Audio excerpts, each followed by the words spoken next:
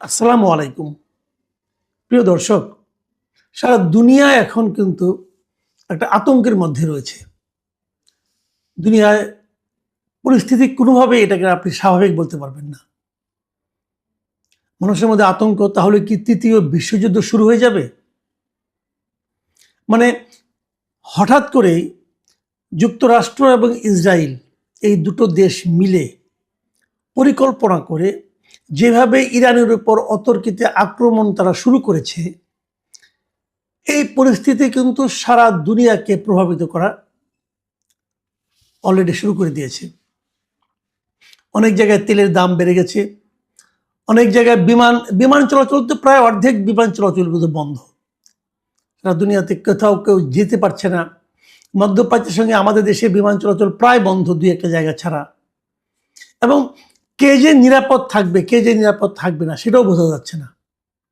প্রবাসী বাংলাদেশিদের বেশ কয়েকজন, যারা নাকি আপনার সংযুক্ত আরব আমিরাতে ছিলেন, অথবা যারা কাতারে ছিলেন, এরকম বাহরাইনে ছিলেন, এরকম অনেক বাংলাদেশিও মারা গেছে। মানে যুদ্ধটা এখন আর এক জায়গায় থেমে নেই।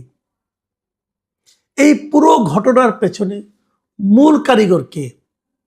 কাকে আপনি ভিলেন হিসেবে চিহ্নিত করতে পারেন? এইটা চিহ্নিত করতে কোনো কষ্ট করতে হয় না।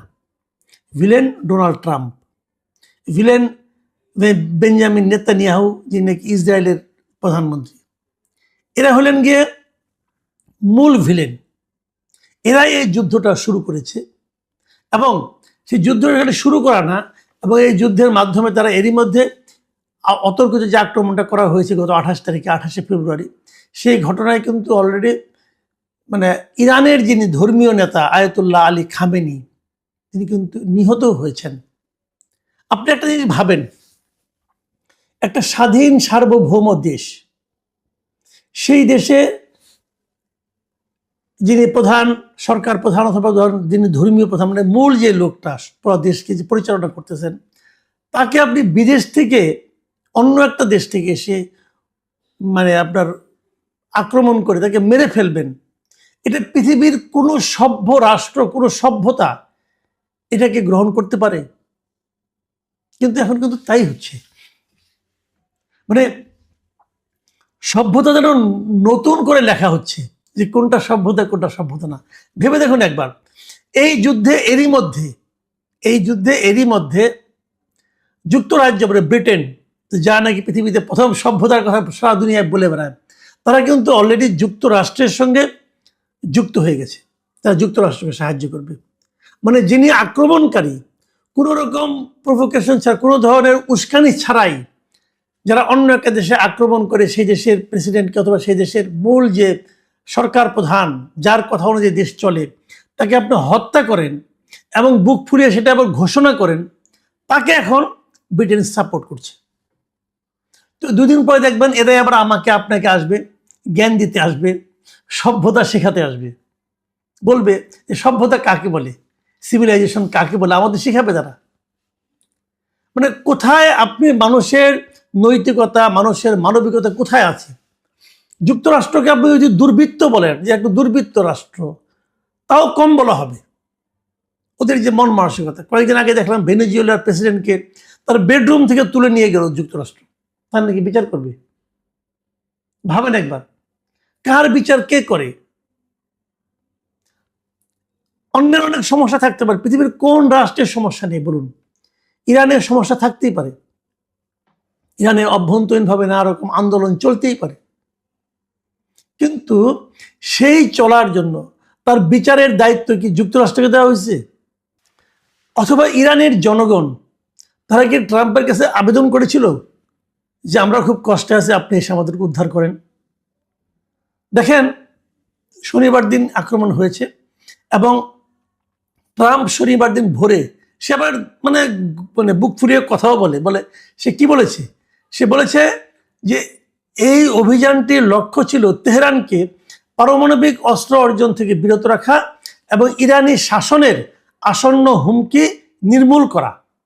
একটা উদ্দেশ্য ছিল। আরেকটা লক্ষ্য ছিল কি, যে শাসন পরিবর্তনও এই হামলার লক্ষ্যগুলোর একটি। মানে ইরানের শাসন ক্ষমতায় তারা একটা পরিবর্তন চায়। তো ইরানের শাসন ক্ষমতা কে থাকবে না থাকবে, এটা নির্ধারণ করার দায়িত্ব হলো ইরানের জনগণের। আপনি কে হে? আপনাকে এটা কে বলছে? দেখেন কত বড় মানে আপনার বেহায়া হতে পারে। এবং তিনি ইরানের জনগণের উদ্দেশ্যে বলতেছে, ইরানে যা নাকি এই খামেনি শাসনের বিরোধিতা করছিলেন, তাদের উদ্দেশ্যে উনি বলতেছেন যে আমরা শেষ করলে তোমরা তোমাদের সরকার দখল করে নাও। বাপরে বাপ, ভাবেন মানে কি মহানুভব সে। উনি শেষ করে দিবেন, তারপরে তোমরা দখল করে নাও। এটি তোমাদের জন্যই হবে, প্রজন্মের পর প্রজন্মে হয়তো এটাই তোমাদের একমাত্র সুযোগ।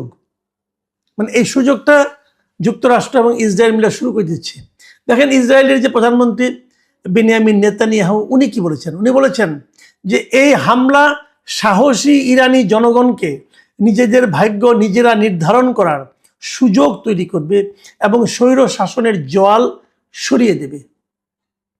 মানে ভাব দেখে মনে হচ্ছে যে ইরানের জনগণের জন্য এই ট্রাম্প এবং নেতানিয়াহুর বোধহয় মানে মানে কষ্টের শেষ নাই। তারা মনে হয় এদের জন্য রাতে ঘুমাইতেও পায় না যে ইরানের জনগণ কি কষ্টে আছে। মজার ব্যাপার হলো এই হামলার পরে কিন্তু ইরানের যে জনগণরা এতদিন ইরানের ভিতরে যারা আন্দোলন করছিল, তারাও কিন্তু এখন আর ইরানি সরকারের বিপক্ষে নাই। তারাও এখন কিন্তু মনে করছে যে এই আক্রমণের তাদের দিক থেকেও সরকারের সঙ্গে ঐক্যবদ্ধ হওয়া প্রয়োজন আছে। কতগুলি প্রভাব কিন্তু এর মধ্যে দেখা যাচ্ছে, যার মাধ্যমে আমরাও হয়তো ক্ষতিগ্রস্ত হব। তার আগে আমি আরেকটু কথা বলে নিই, সেটা হলো এই যে আমেরিকা ইরানকে আক্রমণ করলো, সেটা আইনগত কিছু আইন তো দুনিয়াতে আছে না, যেমন জাতিসংঘের কিছু আইন আছে। এটা কি ট্রাম্প অথবা ইসরায়েল কি এভাবে আক্রমণ করতে পারে? দেখেন জাতিসংঘ সনদ, যেটা সারা দুনিয়াতে একটা আছে আর কি জাতিসংঘের, যদিও এটা খুব মানে টানে না, কিন্তু একটা আছে তো, চক্ষুলজ্জার খাতিরে তারা একটা করেছে। সেখানে কিন্তু বলা হয়েছে স্পষ্ট করে যে কেবলমাত্র দুইটা ক্ষেত্রে একটা দেশ আরেকটা দেশের উপর আক্রমণ করতে পারে, দুইটা কারণে। কোন দুইটা কারণ? এক নম্বর কারণ হলো যদি জাতিসংঘের নিরাপত্তা পরিষদ আপনাকে আক্রমণ করার জন্য অনুমতি দেয়, যেটা সাধারণত কখনোই দেওয়া হয় না। আর দ্বিতীয়টা হলো যদি কোনো একটা রাষ্ট্র আপনাকে আক্রমণ করে, তখন আত্মরক্ষার খাতিরে আপনি কিন্তু তাদেরকে আক্রমণ করতে পারেন। তার মানে এবার যুক্তরাষ্ট্র এবং ইসরায়েল যে আক্রমণ করেছে ইরানকে, ইরান যে আক্রমণটা করছে এই আক্রমণটা বৈধ, কিন্তু ওদেরটা হলো অন্যায়, ওদেরটা হলো বেআইনি, ওদেরটা হলো অবৈধ। কারণ ইরান আত্মরক্ষার জন্য আন্দোলন করছে এবং ওরা যে আক্রমণ করেছে এটা তারা তো নিজেরা বুক ফুলিয়ে বলছে অমুককে মেরে ফেলেছে, তমুককে মেরে ফেলেছে, কাজেই ওইটা হলো অবৈধ। আর ইরান যেটা করছে এখন এটা হলো বৈধ। কিন্তু রেজাল্টটা কি হবে শেষ পর্যন্ত, এটা হলো মূল কথা। এই রেজাল্ট খারাপ হবে সবার জন্যই। যেমন ধরেন সারা দুনিয়াতে যে তেল যেটা আসে, তেলের সরবরাহ আসে, হরমুজ প্রণালী নামে একটা প্রণালী, মানে একটা সমুদ্রের একটা চিকন একটা শর্টকাট রাস্তা যেটাকে আমরা বলি, সে একটা শর্টকাট রাস্তা আছে, যে রাস্তা দিয়ে আসলে পরে মানে তাদের কয়েকদিন প্রায় মানে আপনার মানে পথটা অনেক ছোট হয়ে যায়। ছোট হয়ে গেলে পরে জাহাজের মানে খরচ কমে যায় এবং তেল নিয়ে আসলে পরে অনেক খরচটা কমে যায়। যেমন এমন যে ধরে না, পেট উদাহরণ দিয়ে বলি, এখন যেমন তেলের ব্যারেল আছে $80 ধরা যাক, যদি হরমুজ প্রণালীকে অ্যাভয়েড করে যদি ঘুরপথে আসে তাহলে সেটার দাম বেড়ে হয়ে যাবে প্রায় $120, $130 মতো। তার মানে 50% দাম বেড়ে যাবে। কিন্তু এই হরমুজ প্রণালীটা ইরানের মানে সমুদ্র সীমার মধ্যে পড়েছে এবং ইরান সেটাকে অলরেডি ক্লোজ করে দিয়েছে এই যুদ্ধ শুরু হওয়ার পর। এখন বন্ধ করে দেওয়ার কারণে কি হচ্ছে, তেলের দামের উপর প্রভাব পড়বে, তেল সরবরাহের বিঘ্ন ঘটবে। সারা দুনিয়ায় যে তেলগুলো আসে সেগুলো আমাদের দেশেও আমরাও সেই ঝামেলা পড়ব। ইরান কিন্তু এরই মধ্যে তাদের পাল্টা আক্রমণ চালু রেখেছে। ইরানের কাছ থেকে যারা তেল নেয় তারাও যে ইরানকে খুব একটা প্রকাশ্যে সহায়তা করছে তাও না। যেমন চীন তেল নেয়, ভারত নেয়, এরা খুব একটা সাহায্য করছে বলে মনে হচ্ছে না এখন পর্যন্ত। কিন্তু আগামী দিনগুলিতে কি হবে? কিন্তু ইরানের স্ট্র্যাটেজিটা, ইরান যে পাল্টা আক্রমণ করছে, ইরানের স্ট্র্যাটেজিটা বড় পিকুলিয়ার, মানে একটু নতুন ধরনের আক্রমণ তারা করছে। তারা বলছে আমেরিকা তো অনেক দূরে, কিন্তু আমেরিকার যে ঘাঁটিগুলো তার আশপাশের দেশে আছে, যেমন ইউএই সংযুক্ত আরব আমিরাত অথবা বাহরাইন অথবা কাতার যে দেশগুলোতে আছে, ওমান, তারা কিন্তু এই সমস্ত দেশে যে ঘাঁটিগুলো আছে, বেসগুলো আছে আমেরিকার, তারা সেগুলোতে অ্যাটাক করেছে। এবং ভেরি ইন্টারেস্টিং, এই দেশগুলো কিন্তু আসলে যদিও তারা মুসলিম দেশ, তারা কিন্তু ইরানের সঙ্গে যে খুব একটা সম্পর্কিত, ইরানকে যে খুব হেল্প করে কখনো এর আগের বিরোধগুলোতে, তা নয়। তারা বরং আমেরিকার পক্ষে। মানে মুসলিম বিশ্বের অনৈক্যকে কেন্দ্র করে, অনৈক্যকে পুঁজি করে যা যা করা দরকার ইসরায়েল এবং আমেরিকা এখন তাই তাই করছে। এখন এই যুদ্ধ কয়দিন চলবে? এই যুদ্ধে কি ইরানের শাসন, বর্তমানে যে শাসন ক্ষমতা, ইসলামিক যে এইগুলো আছে, মানে শাসন ব্যবস্থা, এটা কি চেঞ্জ হয়ে যাবে? আমার কিন্তু তো মনে হয় না। কারণ তাদের সর্বোচ্চ নেতার মৃত্যুর পরেও তারা কিন্তু মানে ভেঙে পড়েনি, তাদের শাসন ব্যবস্থায় কোনো ধরনের চিট ধরেছে বলে মনে হয় না। বরঞ্চ তারা নতুন নেতা নির্বাচন করে ফেলবে খুব শিগগিরই। তার হাতে বললে আরও কি হবে কে জানে। এবং ইরান যে আশেপাশের দেশগুলোতে মার্কিন ঘাঁটিতে আক্রমণ চালাচ্ছে, যদি এটা তারা অব্যাহত রাখে, তাহলে এই দেশগুলির ভূমিকা কি হবে সেটা নিয়েও কিন্তু সামনে নানা ধরনের কথা হতে পারে। মাঝখানে একটা ভিডিও দেখলাম যে ইউএইর যে বুর্জ আল খলিফা আছে, যে তার পাশেই কিন্তু একটা ঘাঁটি ছিল আমেরিকান, ওই ঘাঁটিতে তারা আঘাত করছে। একটু এদিক সেদিক হলে কিন্তু সেটা বুর্জ আল খলিফাতেও যা লাগতে পারে। এই যে 5 স্টার হোটেলগুলো ধ্বংস করে দেওয়া হচ্ছে, এখন তো মানুষের মধ্যে একটা আতঙ্ক তৈরি হয়েছে। কিন্তু শেষ পর্যন্ত কোথায় যে দাঁড়াবে, ইরান কতদিন টিকতে পারবে, অথবা ইরান যদি খুব বেশি একটা চাপের মুখে পড়ে তাহলে তারা পাল্টা হামলাতে আর কোথায় কোথায় হামলা করতে পারে, এসব নিয়ে আলোচনা হচ্ছে। এরই মধ্যে ইরানের ইরানের যে রেভলিউশনারি গার্ড যেটা আছে, তারা দাবি করেছে আজকে যে তারা নাকি ইসরায়েলের যে প্রধানমন্ত্রী আছে বেনিয়ামিন নেতানিয়াহুর কার্যালয় ও ইসরায়েলি বিমান বাহিনীর প্রধানের সদর দপ্তর লক্ষ্য করে তারা হামলা চালিয়েছে, এটা তারা জানিয়েছে। এবং এই হামলা তারা খাইবার ক্ষেপণাস্ত্র ব্যবহার করছে বলে তারা জানিয়েছে। এবং এরপরে বেশ কিছুক্ষণ ধরে আমরা জেনেছি যে মোটামুটি ধরেন গত 10-12 ঘন্টা ধরে কিন্তু আমরা নেতানিয়াহুকে প্রকাশ্যে দেখছি না।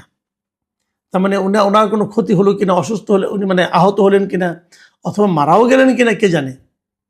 কাজেই এই যুদ্ধ কোনো সমাধান কোন পর্যন্ত কার দিবে আমি জানি না।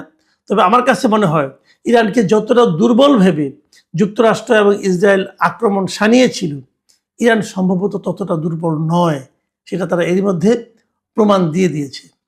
এবং এই জন্যই হয়তো তারা তাদের মিত্র দেশগুলি, আমেরিকা বিশেষ করে তাদের মিত্র দেশগুলির কাছ থেকে সাহায্য চাচ্ছে, যে ডাকে সাড়া দিয়ে এরই মধ্যে যুক্তরাজ্য তারা যুক্তরাষ্ট্রের সঙ্গে সামরিক সাহায্য তাদের করবে, এরকম তারা ঘোষণাও দিতে হয়েছে তাদেরকে। তার মানে যতটা সহজে ভেবেছিল ঘটনাগুলি ঘটাতে পারবে যুক্তরাষ্ট্র, ততটা সহজে সম্ভবত হচ্ছে না। ইরানের দিক থেকে যে পাল্টা আঘাত করা হচ্ছে, সেই আঘাতগুলি হয়তো তাদের জন্য অপ্রত্যাশিতই ছিল। মানে ভেনেজুয়েলা টাইপের দেশ ইরান নয় আসলে। প্রিয় দর্শক, সামনের দিনগুলিতে আমাদেরকে অপেক্ষা করতে হবে কি ঘটে সেই যুদ্ধে এবং কি পরিণতি আমাদের জন্য আসে সেগুলো দেখার জন্য। আপনারা ভালো থাকবেন।